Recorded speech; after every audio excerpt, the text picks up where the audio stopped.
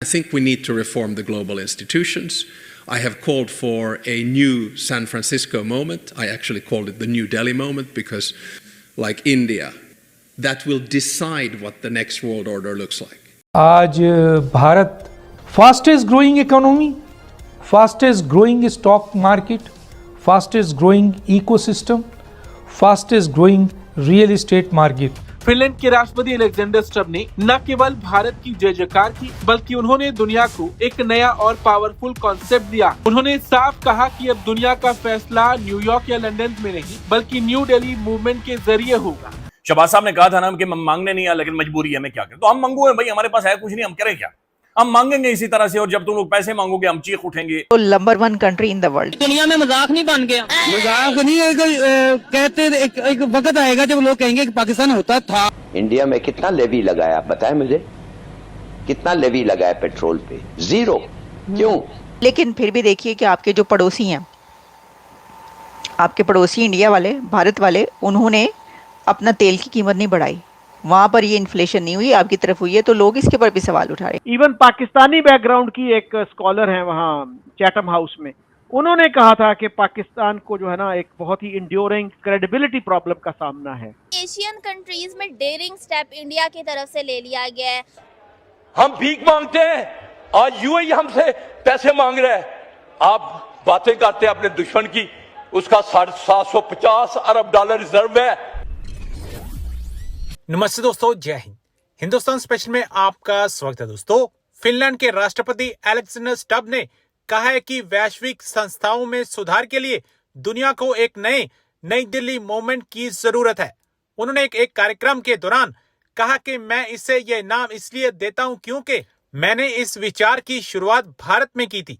इसकी एक अच्छी शुरुआत ये हो सकती है कि संयुक्त राष्ट्र सुरक्षा परिषद की सदस्यता 2 गुना कर दी जाए और एशिया को 2 सीटें दी जाए।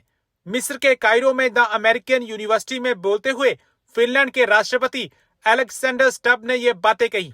उन्होंने कार्यक्रम में बोलते हुए आगे कहा, भारत जैसी ताकतें ये तय करेंगी कि अगली विश्व व्यवस्था कैसी दिखेगी।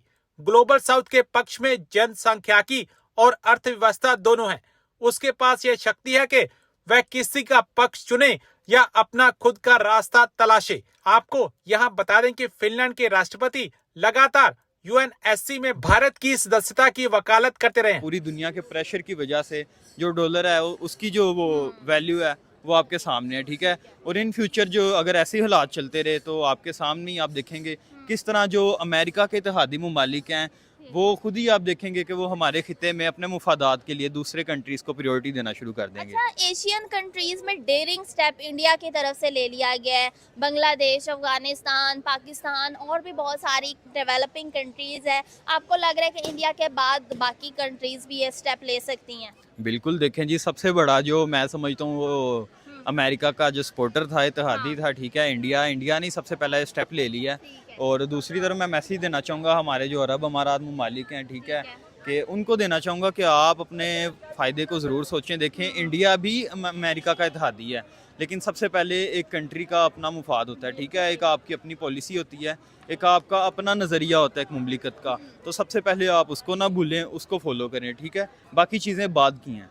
यानी कि आपको लग रहा है ट्रम्प को समझ आ गया, वो इंडिया को कंट्रोल नहीं कर सकता। बिल्कुल यही बात है। ये दुनिया को समझ आ गया है, ट्रम्प को तो बाद में समझ आएगा, थोड़ा लेट समझ आएगा कि लेट समझ आएगा उसके साथ हुआ क्या है। हाँ। आप देखें ना किस तरह इंडिया ने चुप करके ट्रेड शुरू कर ली है। बिल्कुल सही बात। तो क्या ट्रम्प को इस चीज का वो बुरा नहीं लगेगा? जब तक उनको समझ आएगा वो सीट से उतर चुके हैं। जब तक उनको समझ आएगा, आप देखिएगा कि मेरी ये दुआ है कि 4 से 5 और कंट्रीज ऐसे होंगे जो ट्रेड स्टार्ट कर देंगे। अच्छा, फ्यूचर में इंडिया और चाइना के रिलेशन कैसे देखते हैं? बरसों पुरानी दुश्मनियां, लेकिन जब इंटरेस्ट साथ मिल जाएं तो कोई भी कंट्री आपस में एक साथ ट्रेड कर। हमने अपना एक यही क्यों बना के रखा है? अगर बलूचिस्तान में कुछ गड़बड़ हो रही है, जो कि हमारे ही लोग जो हैं वो एजेंसी के लोग जो हैं वो उठाकर लोगों को ले जा रहे हैं, मिसिंग पर्सन का इशू है और क्या कुछ वहां पर नहीं है, उसमें भी हम कहते हैं जी भारत का हाथ है। क्यों वहां के ये भारत ने कहा है कि वहां के लोगों को उनके राइट्स ना दो, ये भारत ने कहा है कि उनकी जमीन उठाकर आप चाइना को दे दीजिए या रेयर अर्थ मिनरल जो है वो आप अमेरिका को ऑफर कर दीजिए। ऐसा भारत तो नहीं कर रहा है, ऐसा तो हम खुद कर रहे हैं। और उसके बाद हम कहते हैं जी हर जगह पे भारत जो है ना वो गड़बड़ कर रहा है। तो सिर्फ क्या वाकई भारत के लोग या भारत की हुकूमत या कोई भी इतने खाली बैठे हैं कि वो उनका फोकस सिर्फ और सिर्फ पाकिस्तान के ऊपर है कि जी पाकिस्तान को डैमेज कर दें, पाकिस्तान के साथ सबके रिलेशंस खराब कर दें, या कहीं ना कहीं हमारी अपनी गलती है जिसकी तरफ हम जा ही नहीं रहे? अच्छा, बांग्लादेश के साथ हमने बहुत पींगे बढ़ाने की कोशिश की पिछली गवर्नमेंट में भी, लेकिन उन्होंने भी हमें बहुत मायूस किया था। उन्होंने भी पता नहीं 3 बिलियन के 3.5 बिलियन मांग लिए थे और माफी भी मांगने का मुतालबा किया था। और अब जो है नए प्राइम मिनिस्टर हैं जो, उनकी आपने जेनोसाइड डे पे ट्वीट देखी होगी, वो जरूर देखिएगा कि उन्होंने कितनी सख्त लैंग्वेज इस्तेमाल की है कि पाकिस्तान ने हमारे साथ बिल्कुल देखी सर जी कितना जुल्म किया। तो उस पे वो लोग जो कह रहे थे कि जी देखें इंडिया ने दरार डाली थी, अब हमने वो दरार जो है ना वो फिक्स कर दी है, अब ठीक कर दी है, अब वो इंडिया के इन्फ्लुएंस में नहीं है। तो भाई इस ट्वीट को फिर आप कैसे देखते हैं? क्या रिएक्शन आया पाकिस्तानी गवर्नमेंट का उस पे?